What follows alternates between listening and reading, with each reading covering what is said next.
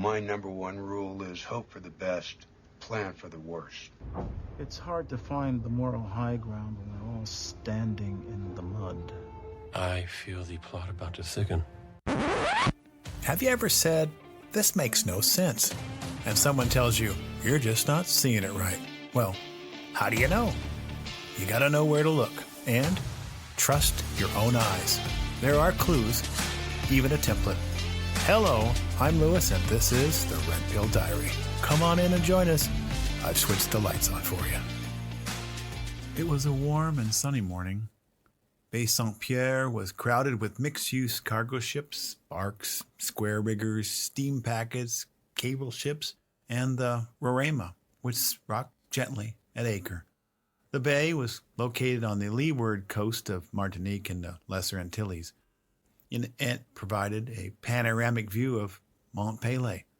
The tropical backdrop for this picturesque town of Saint-Pierre, only 4 miles away, Saint-Pierre was the island's economic and cultural center for cocoa, coffee, sugar cane, and, of course, rum production. It also received a steady stream of travelers who wanted to view and experience what was called the Paris of the West Indies. This day was different. The older captain stood and gazed anxiously at Mont Pelee as some passengers viewed the scene with binoculars. Today, clouds covered the mountaintop, but the sky was blue. He could see life bustling around as it had on all his previous visits. The ground began to rumble, but he could not feel it. He only heard the cathedral bells start to ring loudly. Mont Pelee let loose a mushroom cloud of fire, spewing flames and ashes into the azure sky. The glowing black cloud of death ripped down the mountain ravines with hurricane force and speed, devastating everything in its path. The captain moved quickly, giving orders to set sail, and the sailors on deck ran pell-mell. He watched with horror as the town exploded in flames and disappeared under a black cloak. Everything was ablaze. The boats in the bay suddenly burst into flames, exploding and spreading fire and gas across the bay as the black cloud blanketed the water. Panic and fear gripped those who ran, but the ship was struck with a gale-force wall of hot gas and smoke and enveloped in a ball of flames. He was blind and choking as the force thrust him overboard into the bubbling water. It was May 8th, 1902. Okay, so we got the backstory. Now, in order to get the backstory, we have to go backwards, of course, to the end of the 19th and the beginning of the 20th centuries.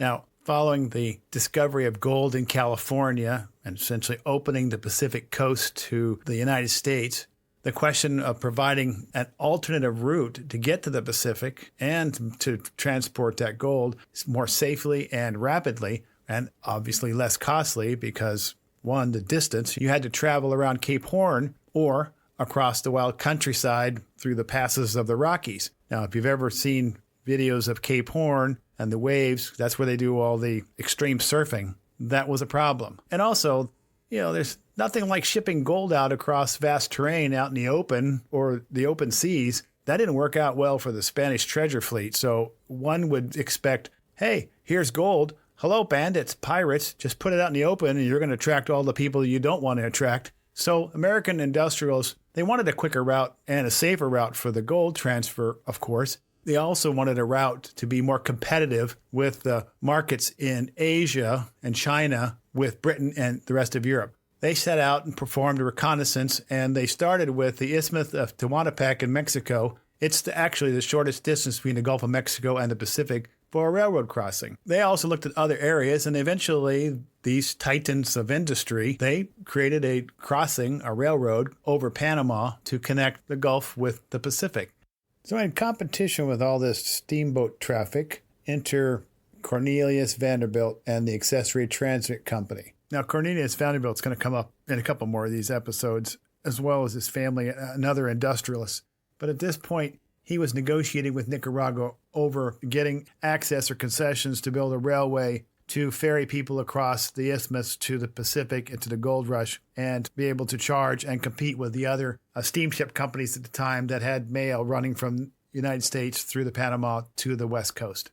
Since the 1850s, a series of Nicaraguan presidents, they really were working to emphasize the geographic advantages of the canal route from the Rio San Juan through Lake Nicaragua to the Pacific coast, while at the same time the United States was opposed to any European efforts to build or control rail and canal access and routes across Central America. However, that didn't stop the French from getting concessions from Colombia through the province of Panama. Remember, it's still part of the country of Colombia, through a company called Société Civile. It was Ferdinand de Lesseps. He was the one who managed the building of the Suez Canal. Now, he wasn't an engineer, but he managed that canal build, and that was built in 1869, believe it or not.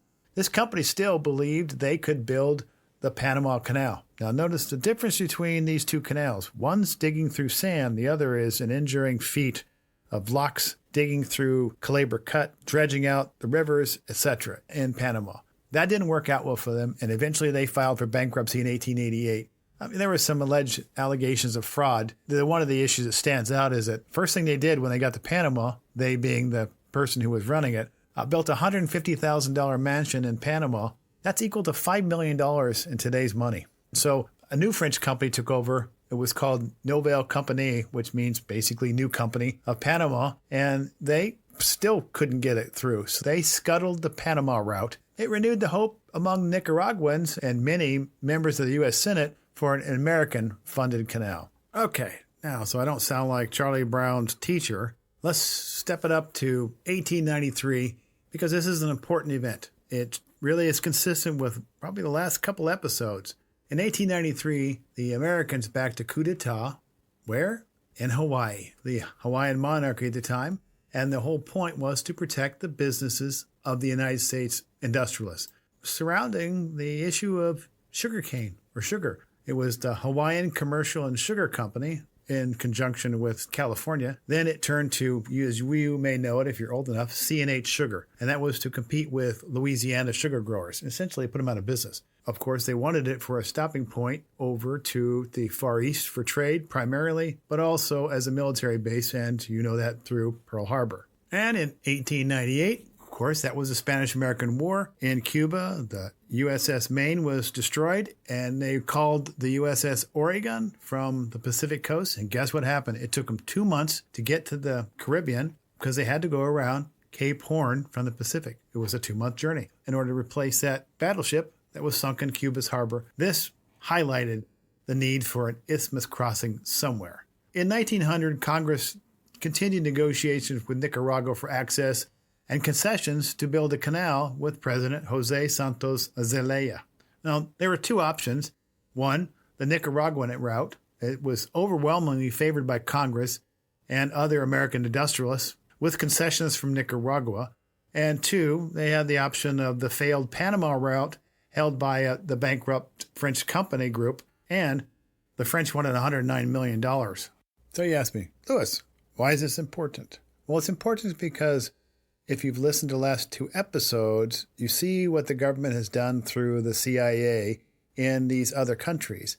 Well, where did it start? It started in Hawaii, but they didn't have the 3-letter agencies then. So you look at what they started with in Hawaii and then use that as a guide as we go through this episode, and then put that in the back of your mind when we start to go through other episodes, and you'll see the similarities. That things that happened in the past happen again because behavior and their success and dealing with individuals and issues, they repeat the same behavior over and over again. Well, enter Act 1 and Jose Santos Zelaya, the president of Nicaragua. He sought to modernize Nicaragua. He did that through what was controversial for his country, giving foreign concessions that would be primarily American industrialists, concessions for mining, logging, and electrical production. These concessions also stipulated that these industrialists were required, in order to enjoy these advantages, had to construct roads, railways, they had to dredge shipping routes and create ports. In other words, they were to provide an economic infrastructure that would help hasten Nicaragua's development. And the reason it's important because this becomes a huge conflict because the industrialists don't follow through with the requirements, but they still want the concessions. And guess what our government does? You got it. Now let me introduce you to 3 primary players in this act. Philip Bonal Varia, we'll call him Philippe. He was the forming acting director of the Panama Canal project. He traveled to America to resurrect the Panama Canal with hopes to recoup some of its losses. The other is William Cromwell. Now, who is William Cromwell? William Cromwell was a real savvy communicator, politically connected lawyer, and a lobbyist. He liked to be called himself as a mystery man, a puller of strings. One person described him in my reading as the most dangerous man since Aaron Burr. Okay, so he had two people. One, he saw himself very James Bondish, if you will. And the other one seen him basically like he was a traitor like Aaron Burr. He had an incredible genius in arranging and planning things. He attracted businesses and industrialists. He reorganized the Northern Pacific Railroad, and he assisted none other than J.P. Morgan in forming what? U.S. Steel. Now, we'll hear about J.P. Morgan and the North Pacific Railroad and U.S. Steel in further episodes. He was also general counsel for what? The Panama Railroad, where he learned of the new company, its failed attempt in Panama, and then he became willing to help. His fee? Get this, $800,000, or about $20 million in today's money. And he founded Sullivan and Cromwell. Where have you heard that before? It's now a worldwide law firm. And who did they hire? They hired young John Foster Dulles. Remember this firm from the previous episode and its relationship with the Dulles brothers, the CIA in Guatemala in 1954? Yep, here they are. We'll see this again. The next is the American Banknote Company in New York. What it did was it produced, among other things, postage stamps and stock certificates. Its offices were close to the banking and finance centers in New York, next to Wall Street. Now, President Zelaya and Nicaragua government commissioned the American Banknote Company to design and print its postage stamps. So in 1900, the American Banknote Company creates this 1 centavo stamp. It's purple. Around its border, it's got the markings, the inscription is Nicaragua, 1 centavo, and on the bottom it says American Banknote Company, New York. And in it, it has Mount Matambo, a city next to the Lake Nicaragua. It was created by American Banknote Company. They just included from their design things that they thought that showed the beauty of the country of Nicaragua. So now let's go to the pivot. Cromwell, realizing he wasn't getting anywhere, he pursued a stall tactic so they couldn't or wouldn't vote and confirm the canal in Nicaragua. He convinced Congress, because he had a lot of friends, to create a commission to review the Panama option. His pull was President McKinley. According to some, that connection with McKinley was insurmountable. So he wined and dined this commission over the course of a year as they looked over the canal company's papers and their projects and their engineering studies while they were in Paris. Now, two monumental things happened. In 1901, the anarchist Leon Czolgosz assassinated President William McKinley, and Theodore Roosevelt assumed the presidency. That same year, by the way, Congress created the Secret Service. In May of 1902, two volcanic eruptions occurred in Martinique and St. Vincent. This eruption created fear and a tragic loss of life. But for Cromwell, it provided an opportunity. Remember that stamp? What was on that stamp? A volcano. It had a puff of smoke on the top. Interestingly, Nicaragua didn't design the stamp. American Banknote Company did, highlighting the natural beauty.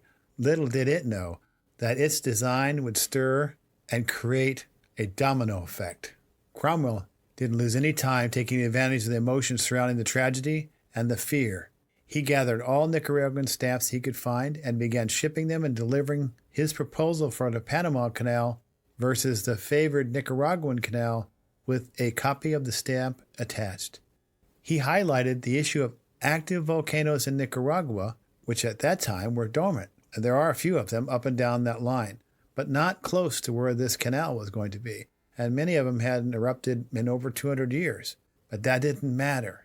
Because of this stamp and the fear of volcanoes, Cromwell and Philippe were successful in getting Congress to change its mind and turn from a Nicaraguan canal to the Panama Canal. Now this is in 1903. Remember last episode what happened with Guatemala in 1954? And who was involved? A PR firm and propaganda.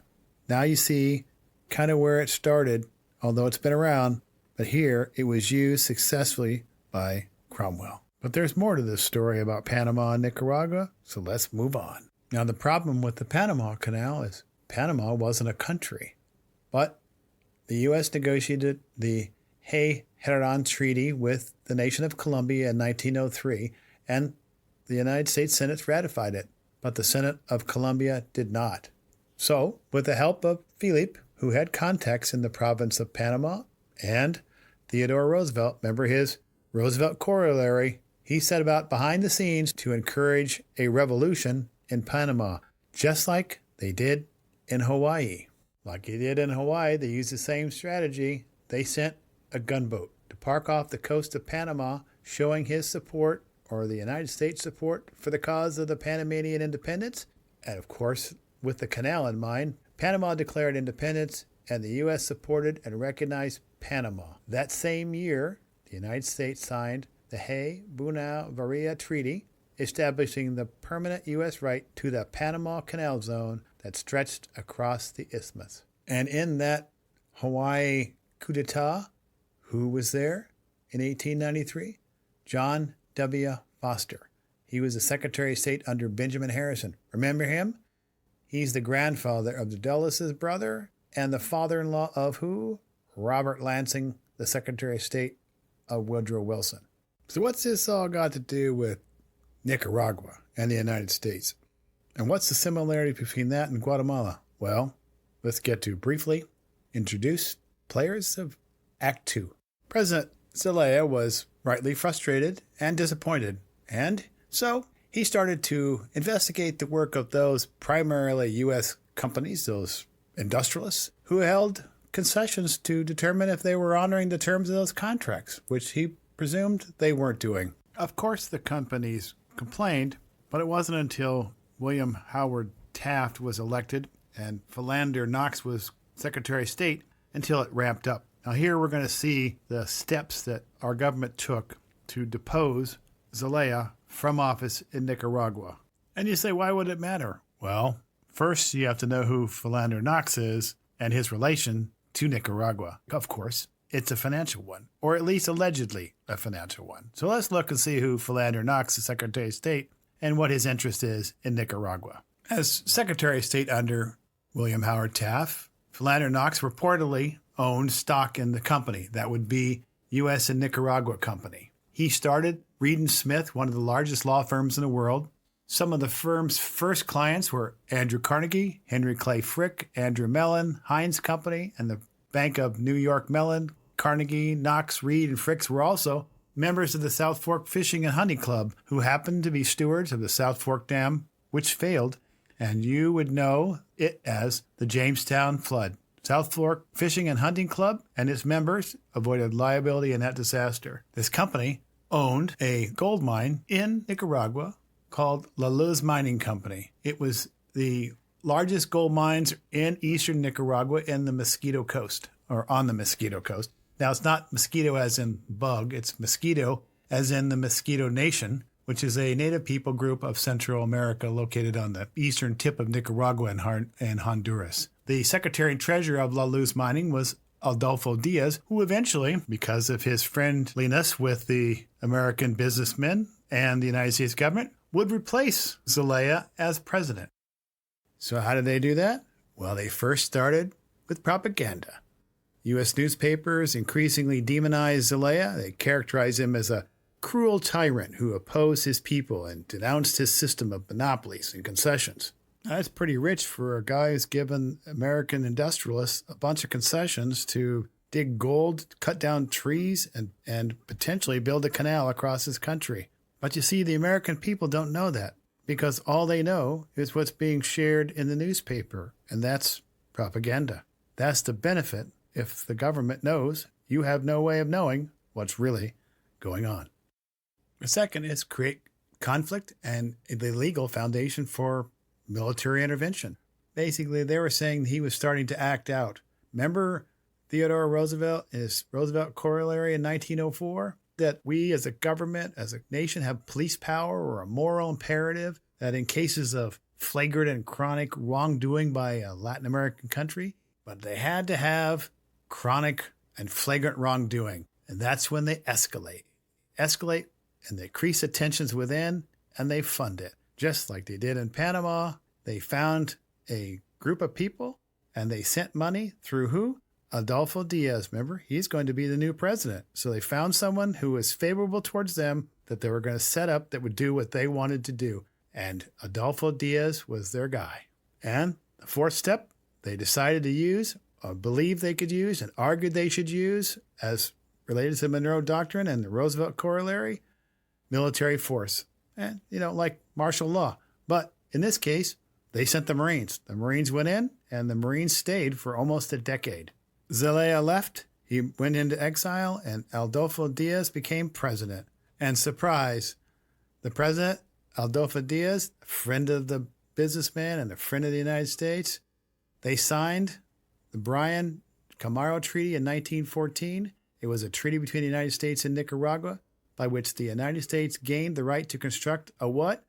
A canal across Nicaragua and an option to build a naval base on the Gulf of Vicenca and a long-term base on the Corn Islands in the Caribbean, like 99 years worth. So now you've seen where it started, or at least it has its connection between what we're going to see in the future. So now you have a template, and now you can ask yourself, even today, when you watch things going on around you and you're on social media and you see these things, Ukraine, Israel, other places, ask yourself about those four things. What are those four things, and how are they portraying it so that you will buy in to whatever they're doing? In Nicaragua and Panama, it was a BOGO. They bought one and got one free.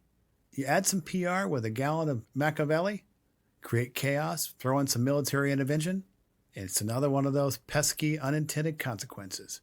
It's incredible what a volcano on a postage stamp can do. I'll leave the lights on for you. Well, we filled those pages. If you have comments, suggestions, share them. The more input, the more likely a better outcome. I'm moving forward because backwards is not an option. I've turned the lights on here, and I'll be leaving it that way. Join me next time on The Red Pill Diary.